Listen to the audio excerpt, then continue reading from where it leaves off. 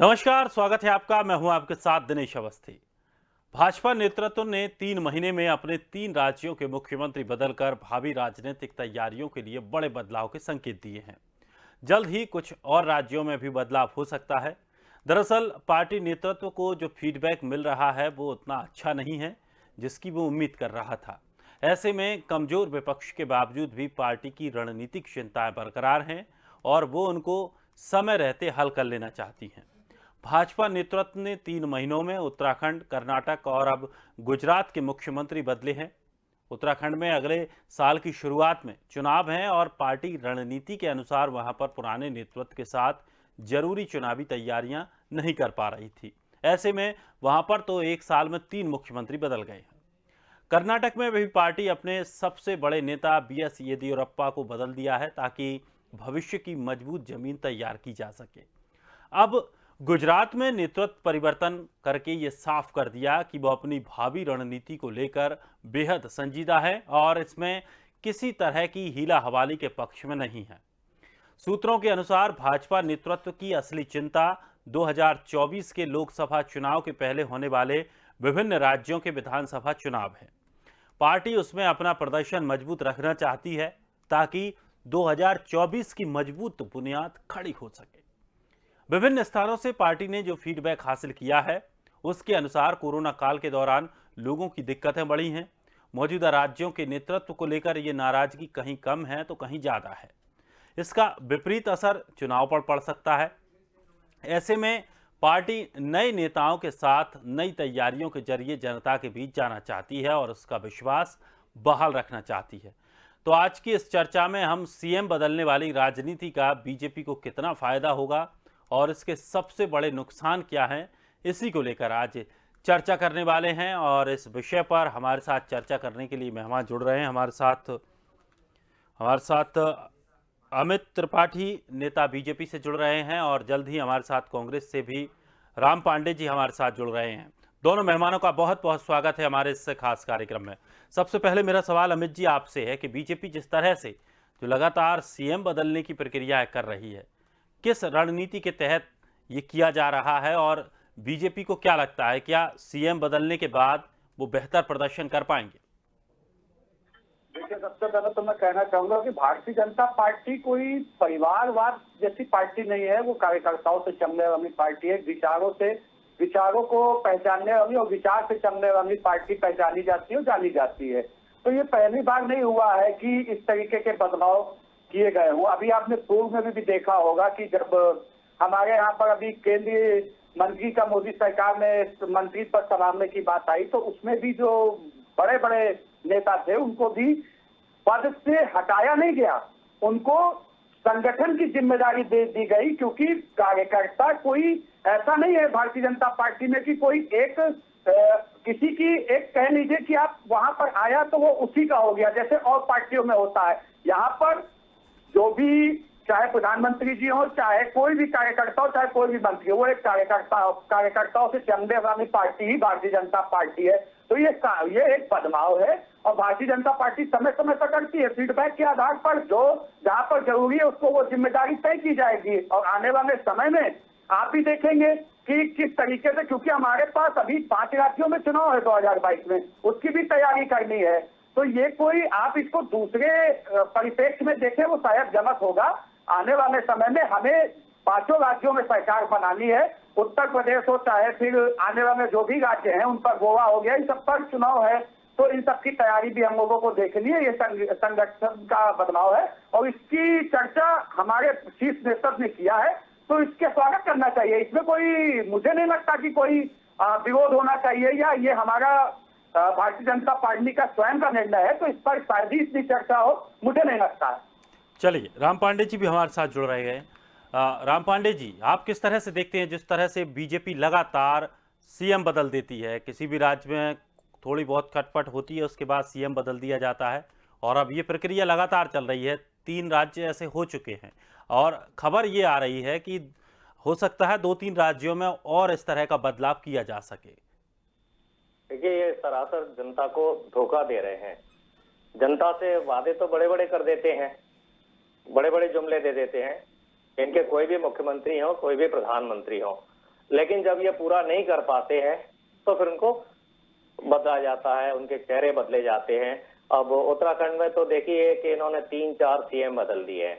अभी कर्नाटक में भी इन्होंने सीएम बदला है और जिसको सीएम बनाया है उनके पिताजी भी सीएम थे, वहां तो साथ में सीएम बदलने के साथ साथ कर्नाटक में तो इन्होंने वंशवाद भी कर दिया है। और अभी ये रूपाणी जी हैं, ठीक है, इनको भी इन्होंने बदल दिया। क्या जरूरत थी बदलने की? भाई जैसे हम क्लास में पढ़ते हैं और हमें कोई टीचर यदि फिजिक्स पढ़ा रहा है और हर महीने यदि टीचर को बदला जाएगा तो स्टूडेंट के दिमाग में क्या जाएगा?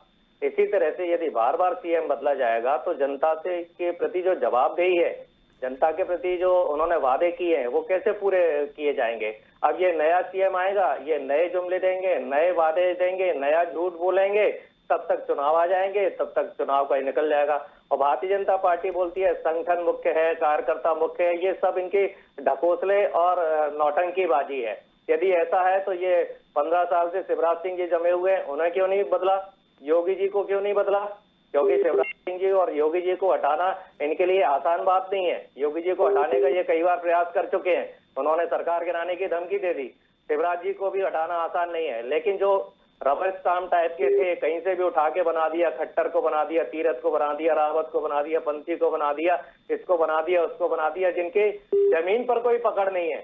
यह रूपाणी उपाड़ी को कोई नहीं जानता था देश में, जिनकी जमीन पर पकड़ नहीं है उनको तुरंत ये हटा देते हैं, भगा देते हैं। और जो लोग पुराने नेता हैं, पुराने जमे हुए हैं, जैसे चौहान जी हैं, योगी जी हैं, तो उन पर इनका बस नहीं चल रहा है।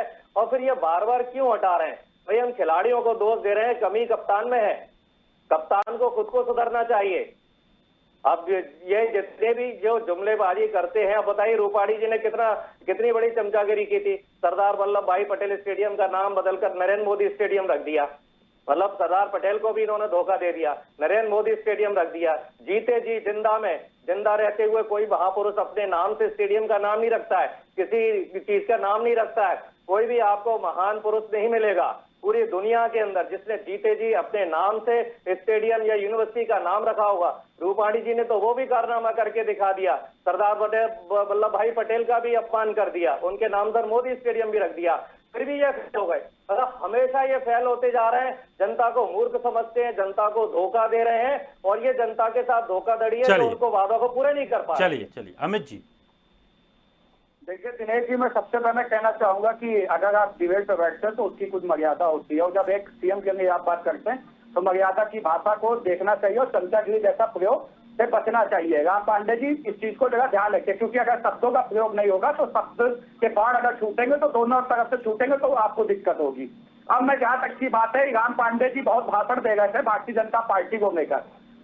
अगर आप थोड़ा कांग्रेस की चिंता कर लेते, आप भारतीय जनता पार्टी को तो ज्ञान बांट रहे हैं, खुद की स्थिति आपकी सही नहीं है। आप राजस्थान संभाल नहीं पा रहे हैं, पंजाब में रोज आपकी लड़ाई झगड़ा हो रहा है, उस पर आपकी चुप्पी सधी हुई है, लेकिन आप भारतीय जनता पार्टी को ज्ञान देने बैठे हुए हैं।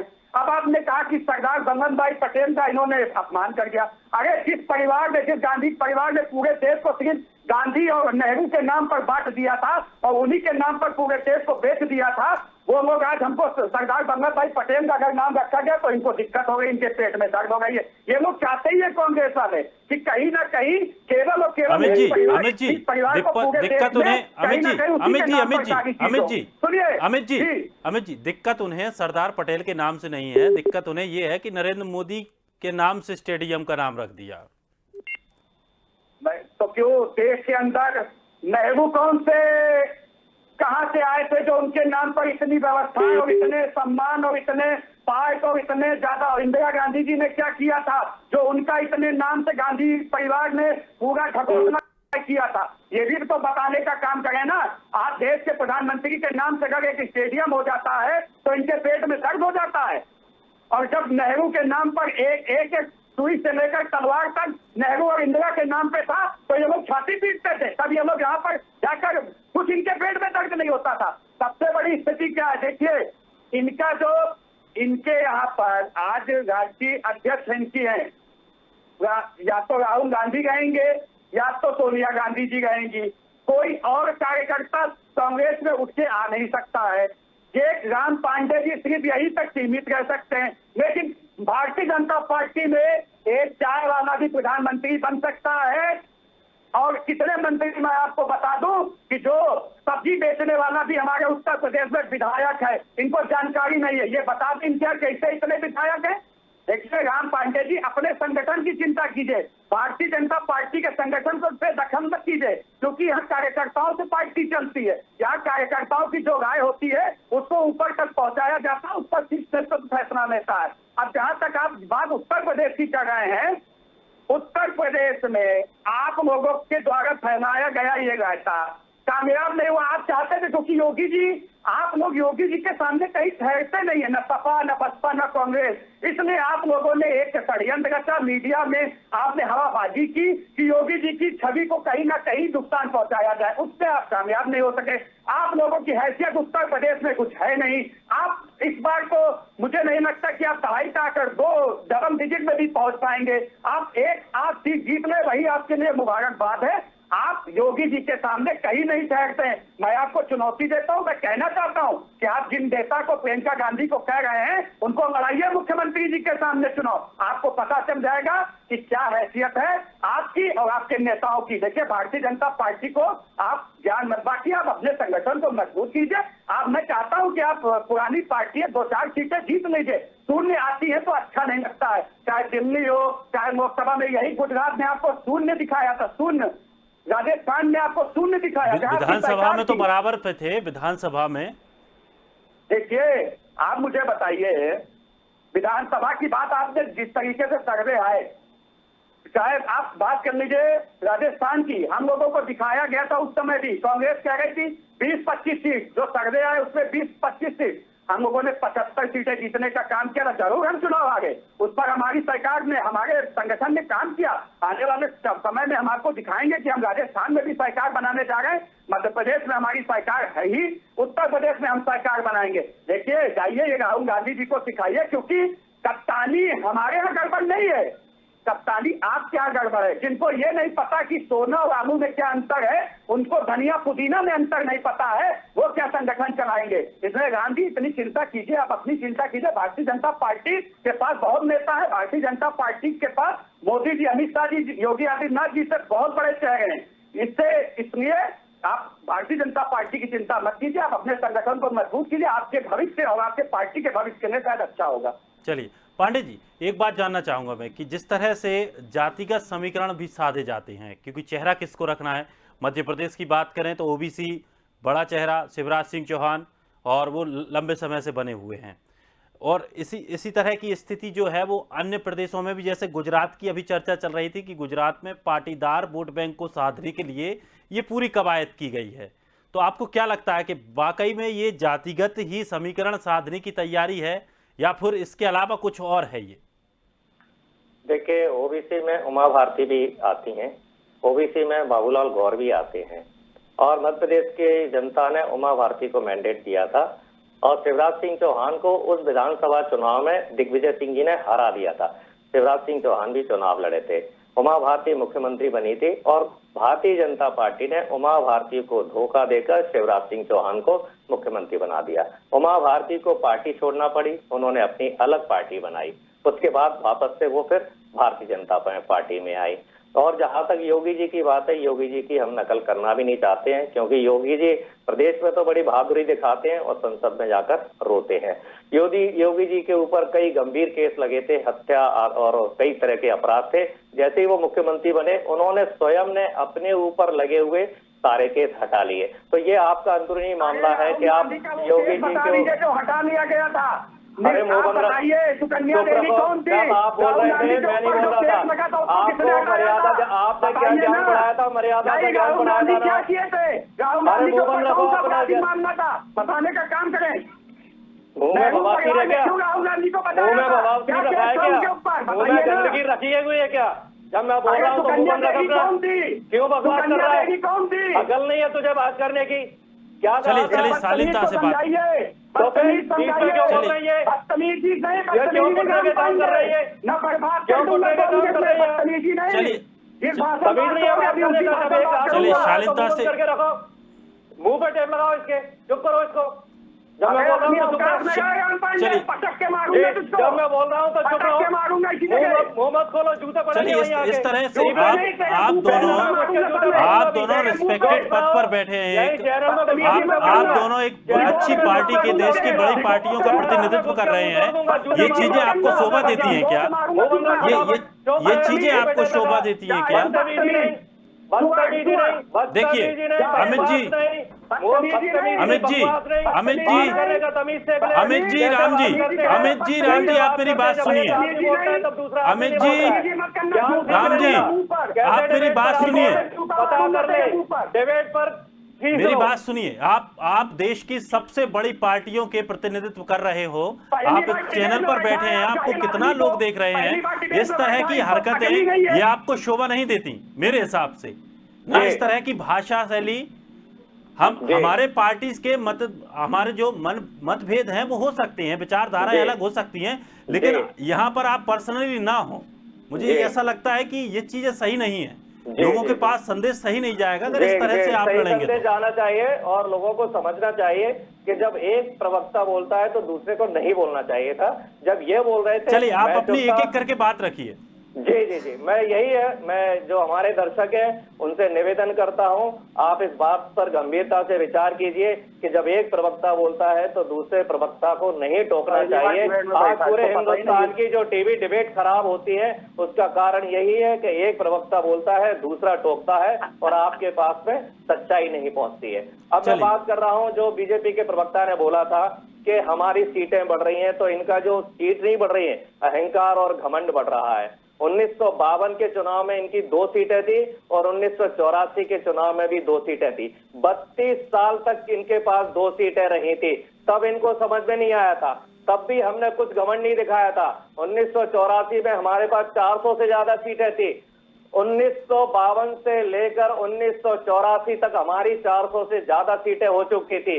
और ये तो ऐसे लोग हैं जिन लोगों को ये गालियां देते हैं, उन्हीं के साथ ये सरकार बनाते हैं। मुस्लिम लीग के साथ भी बनाते हैं, पीडीपी के साथ भी बनाते हैं, अकाली दल के साथ भी बनाते हैं, यहाँ तक कि कांग्रेस से अलग एक संगठन हुआ था कांग्रेस उसके साथ भी इन्होंने मिलकर सरकार बना ली थी। तो मेरा कहने का मतलब है, जो भी जीतता है उसको घमंड नहीं करना चाहिए। और हमारे देश में चुनाव कोई भी जीत सकता है, कोई भी हार सकता है।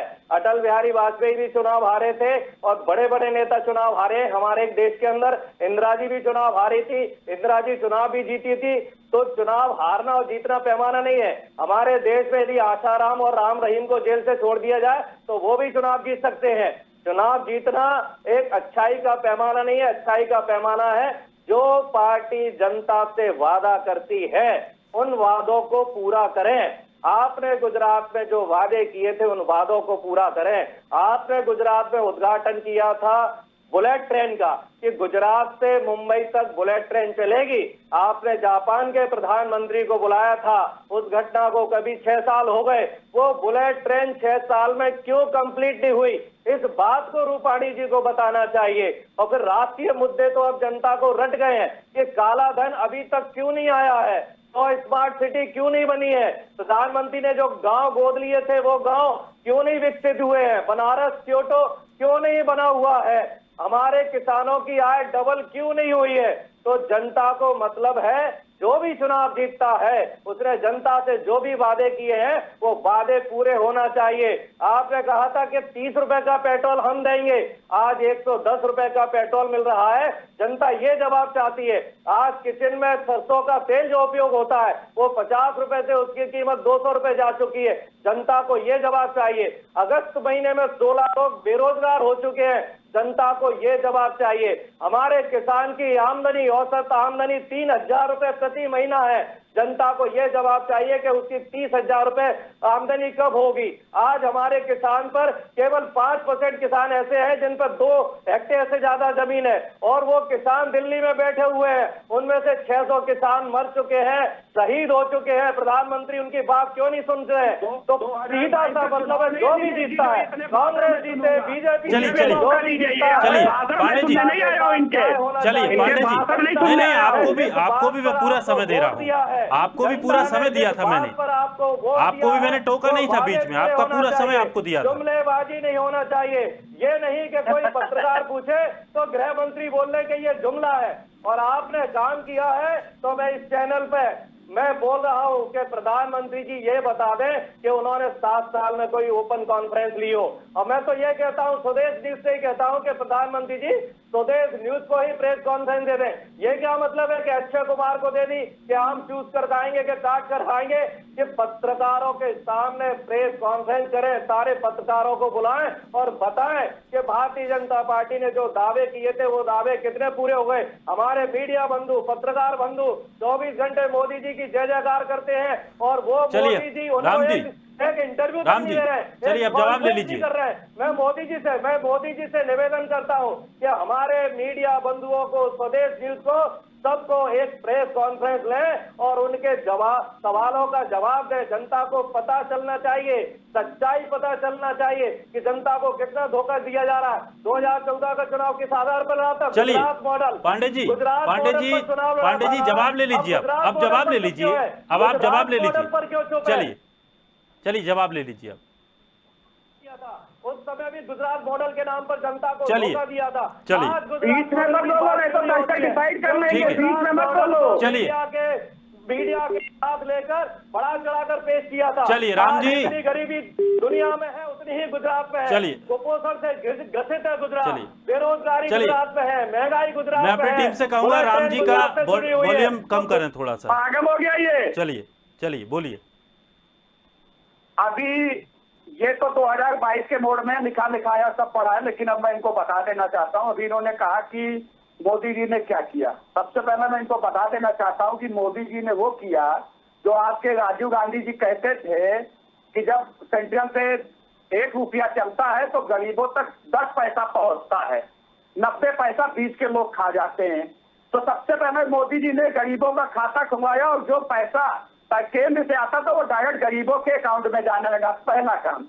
दूसरा काम, जब आपकी सरकार की आपने कहा रसोई गैस महंगा, मैं कहना चाहता हूं आप बताइए ना, आपके राज्य में तो आपके समय में तो क्या था कि सिलेंडर मिलते ही नहीं थे, लंबी लंबी कतारें लगती थी, महीनों पहले बुक कराना पड़ता था। आज ऐसी स्थिति क्या किसी मीडिया कैमरा ने दिखाए कि आज कहीं लाइन लगनी पड़ती है? और दूसरी चीज जहां तक महंगाई की बात है, यही दोषी है उसके, इन्होंने ही 2013 में जो एग्रीमेंट किया था उसमें जो प्राइवेट दाम जो तय करने का काम किया था प्राइवेट कंपनी को, वो इन्हीं की देन है। वो इसको ये नहीं बताने का काम करते हैं। तीसरी बात है, अभी इन्होंने कहा गरीबों के लिए, अरे आप तो पूरे देश को 70 साल में बिजली नहीं दे पाए। हम लोगों ने तो पूरे भारत में हमारे प्रधानमंत्री जी ने कहा था हम 18,000 गांव में बिजली नहीं आई है जब से देश आजाद हुआ। उन गांव में बिजली पहुंचाने का काम किया। बहन बेटियों को सम्मान दिलाने के लिए शौचालय दिलाने का काम किया। गरीब दलित शोषितों को जो आप लोग उनकी जो पढ़ाई में जो आती थी स्कॉलरशिप उसको खा जाते थे, उसको बढ़ाकर देने का काम हमारी सरकार ने किया। आप किसानों की बात कर रहे हैं। आपके यहाँ तो आए दिन किसानों का, मुंबई हो, राजस्थान हो, मध्य प्रदेश हो, आए दिन आत्महत्या की खबरें आया करती थी। आज उनसे छुट्टी दिलाने का काम एमएसपी हो चाहे ये किसी दिन लागू कर उनको फायदा पहुंचाने का काम मोदी जी की सरकार कर रही है। आप कहते हैं, आपके नेता तो कहते हैं राहुल गांधी जी कि मुझे तो यूपी के आम नहीं पसंद है, वो तो केरम भाग गए, यूपी की जनता ने उनको हराया क्या, वो तो यूपी को ही पूरा खाना कहने लगे। अरे प्रियंका गांधी जी से कहिए और आपसे भी कह रहा हूँ, जरा इतनी संवेदनशीलता लेकर आइए, संवेदनहीन मत बनिए। जरा उठा लीजिए आंकड़े राजस्थान के, क्या स्थिति है वहां महिलाओं की, किस तरीके से वहां आए दिन रेप हो रहे। लेकिन वहां राहुल गांधी और प्रियंका गांधी ये हैं जो मौन, आप लोगों की आवाजें नहीं निकलती। आज ही आपको बता दूं सर, राजस्थान भारत से बाहर है क्या? सुनिए तो मैं आपको क्या बता रहा हूँ। तो सरकार की इन्होंने अभी योगी जी की बात बताई ना, अब मैं पूछना चाहता हूँ जो निर्भया कांड जैसा कांड अभी मुंबई में हुआ है, उसकी आज उस पीड़िता की मृत्यु हो गई है, उस पर क्या राहुल गांधी और प्रियंका गांधी ने कोई बात कही? बताइए ना मुझे। ये लोग केवल और केवल ढोंग और फरेबी लोग हैं। आज इन लोगों ने केवल आकाश पाताल धरती में श्री दत्ता साहब भ्रष्टाचारी तो किया।